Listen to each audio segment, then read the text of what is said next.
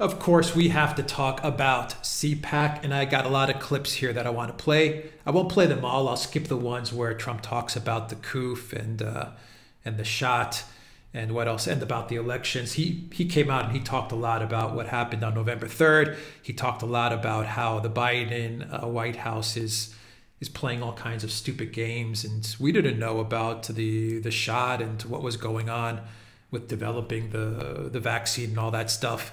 And he blasted all of that stuff, but I won't play that because, you know, YouTube has already demonetized this channel and, you know, whatever.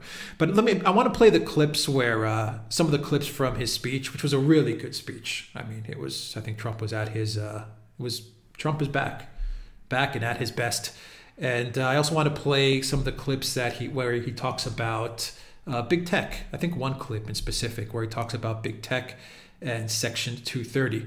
So the title from Zero Hedge reads, "From America First to America Last, Trump blasts Biden, all but announces 2024 run in lengthy CPAC speech." Yeah, I think the two big announcements was he hinted at a 2024 run, but we have a lot of time until then. And he also said that he's not looking at starting a new party. That was fake news. He says we have the Republican Party. And that's a good point.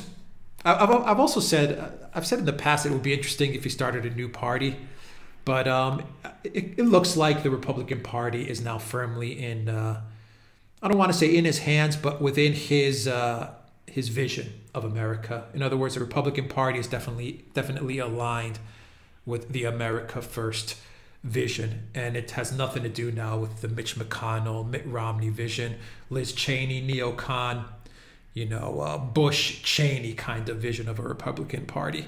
So, you know, Trump is now the leader of the Republican Party. There's no doubt about that, which is why Mitch McConnell was kissing Trump's ass last week, and he said he would support a Trump 2024.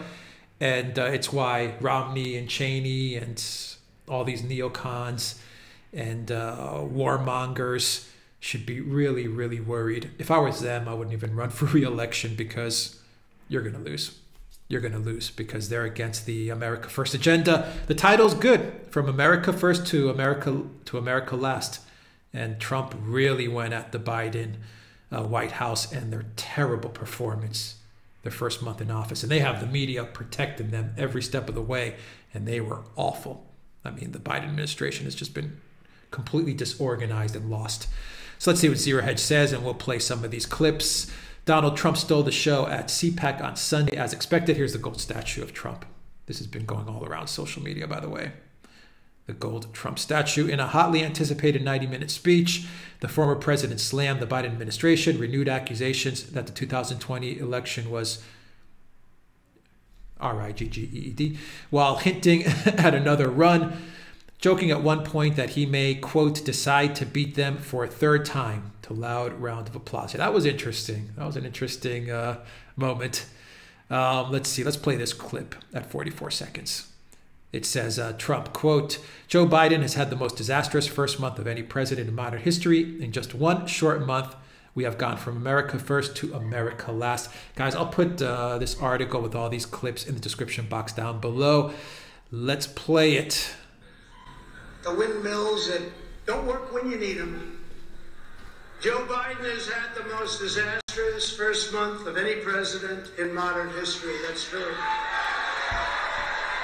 Already the Biden administration has proven that they are anti-jobs, anti-family, anti-borders, anti-energy, anti-women, and anti-science.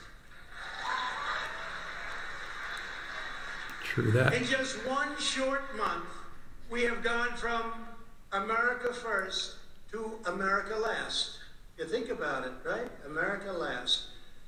There's the windmills. So I think Trump is throwing out some campaign lines here. Maybe some campaign taglines. America First to America Last. Maybe we're going to have Make America First Again.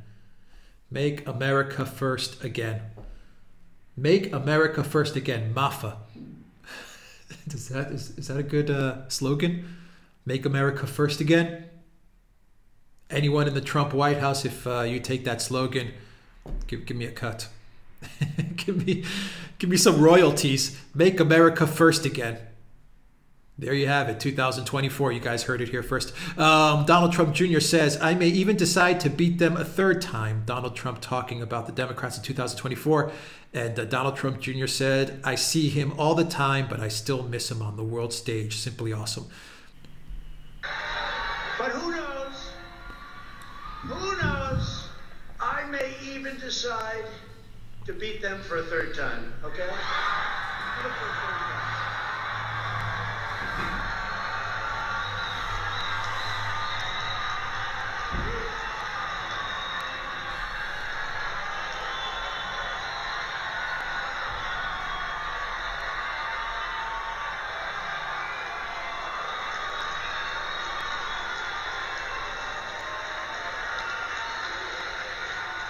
Joe Biden defund.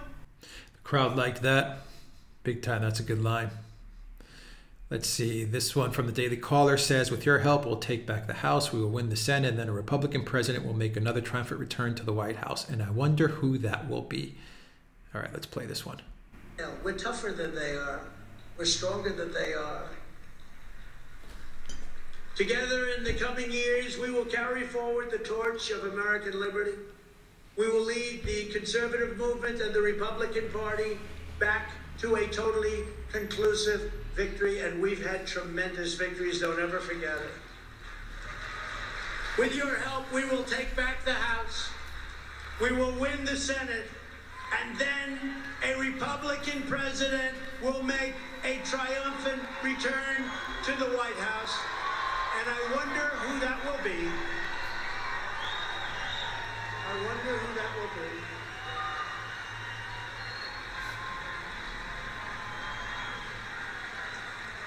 Who will that be? I wonder.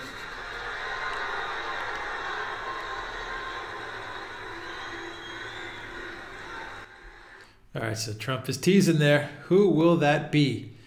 Okay, here he talks about voter ID. I won't play that.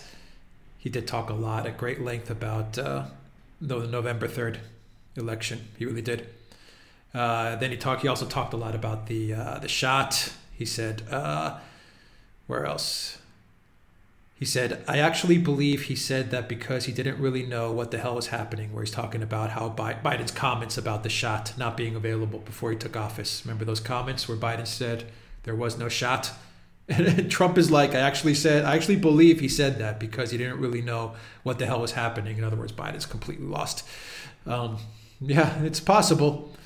What else? This is from the Daily Caller. Trump, there's no reason whatsoever why the vast majority of young Americans should not be back in school immediately. The only reason that most parents do not have that choice is because Joe Biden sold out America's children to the teachers union. He talked once again about the vaccine and the teachers union and kids not being in school. This is when Trump arrived to CPAC, right there. The crowds are outside greeting him.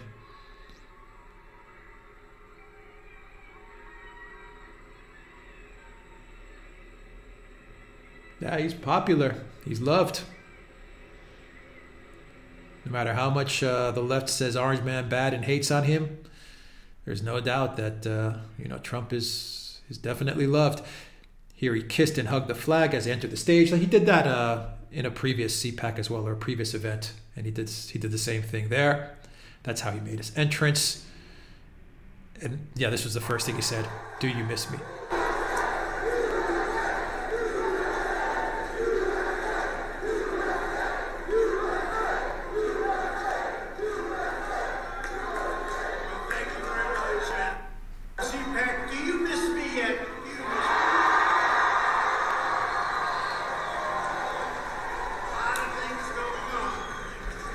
That's how he made his entrance. What else? Former President Trump addresses conservatives at CPAC. Our movement of hardworking American patriots is just getting started, and in the end, we will win. Our movement of proud, hard, and you know what this is? The hardest working people, hardworking American patriots, is just getting started, and in the end, we will win. We will win. We've been doing a lot of winning. I'm not starting a new party. That was fake news. Yes, we have the Republican Party. I'm not starting a new party. That was fake news. We will do what we've done right from the beginning, which is to win. We're not starting new parties. You know, they kept saying, he's going to start a brand new party. We have the Republican Party. It's going to unite and be stronger than ever before. I am not starting a new party. That was fake news. Fake news, no. Wouldn't that be brilliant? Side. So that was a big announcement from the speech. And he's right. That's a message of unity for the Republicans, the Republican Party. Trump predicts withering losses for Democrats in 2022 and adds, I may even decide to beat them for a third time. Yeah, there's a typo here. It says 2020. I think Zero Hedge means 2022. Let's see. And coyotes is dangerous, immoral, and indefensible. Hard to believe it's happening. Biden has failed in his number one duty as chief executive, enforcing America's laws. This alone should be reason enough for Democrats to suffer withering losses in the midterms and to lose the White House decisively 4 years from now.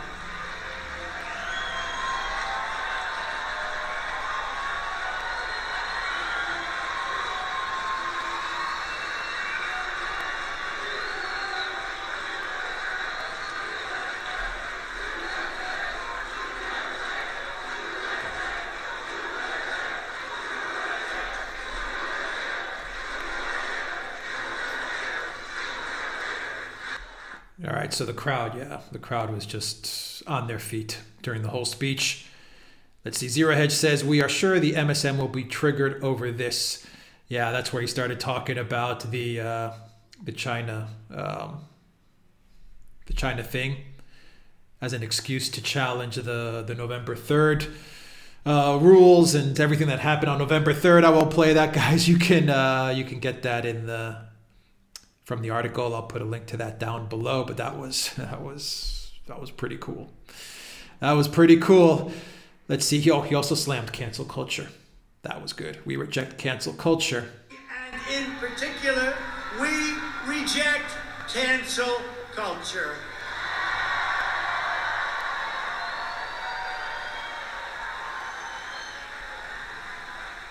We know that the rule of law is the ultimate. Yeah, so he went after cancel culture, and then he goes after big tech. Trump, the time has come to break up big tech monopolies and restore fair competition. He then compliments GOP governors like Ron DeSantis, who has gone after big tech. DeSantis actually, when they did a straw poll as to who would win the primary, who people would vote for in a Republican primary 2024, Trump got 55%, and DeSantis was number 2 at, I believe, 24%. He was number 2. DeSantis is a rising star. No doubt about it. He is a rising star. It's called other things, but it's called common sense, so they don't want it in there. The time has come to break up big tech monopolies and restore fair competition.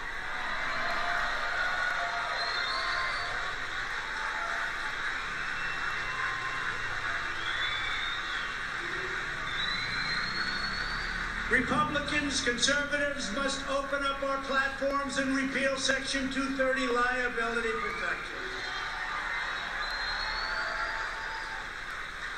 And if the federal government refuses to act, then every state in the union where we have the votes, which is a lot of them, big tech giants like Twitter, Google, and Facebook, should be punished with major sanctions whenever they silence conservative voices.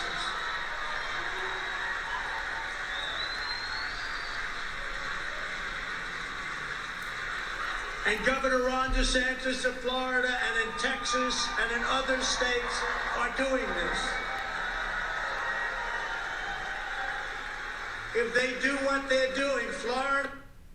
All right, so when he says DeSantis, notice how everyone cheered. You know, they love DeSantis.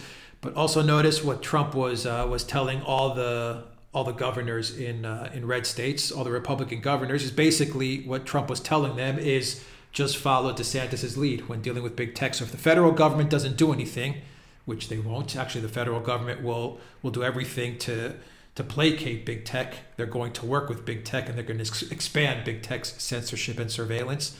The Biden White House is going to make sure that big tech has more power.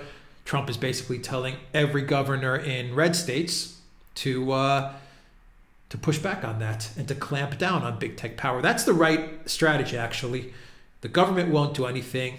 They're in bed with big tech. So the way to combat big tech censorship is at a local level. You're going to make the change at a local level, and that's what Trump is signaling. Follow DeSantis's lead.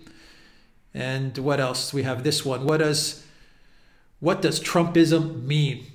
Trumpism means strong borders, no riots in the streets. It means law enforcement. It means very strong protection for the Second Amendment. It means support for the forgotten men and women who have been taken advantage of for so many years.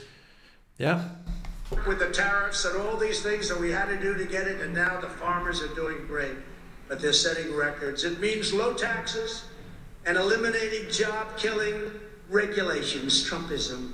It means strong borders, but people coming into our country based on a system of merit. So they come in and they can help us, as opposed to coming here and not being good for us, including criminals, of which there are many. It means no riots in the streets. It means law enforcement. It means very strong protection for the Second Amendment and the right to keep and bear arms. It means support for the forgotten men and women who have been taken advantage of for so many years, and they were doing great. They were doing great before that horrible thing from China came in and hit us, and now they're starting to do really well again. You know, if you think... So there you have it, guys. I'll leave it there. I'll put a link for all these clips down below. But that's a good point to leave this video.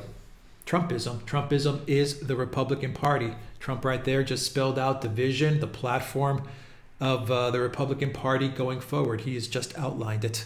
Trumpism is the Republican Party. The Republican Party is in the hands of Donald Trump. And we've got 2 years to the midterms, 4 years to the election, and let's see what happens. Let's see how everything moves along. There is no doubt that Trump is back, and I think we're going to be seeing a lot more of Trump, much to the disdain of McConnell and Romney and Liz Cheney, and I'm sure Pelosi and Schumer and AOC and the mainstream media. They're just going to blow a gasket, but it's good for their ratings. The more that they see Trump, the more their ratings can play off of Orange Man Bad. So anyway, guys, it was a great speech, a really good weekend, and a really good CPAC event.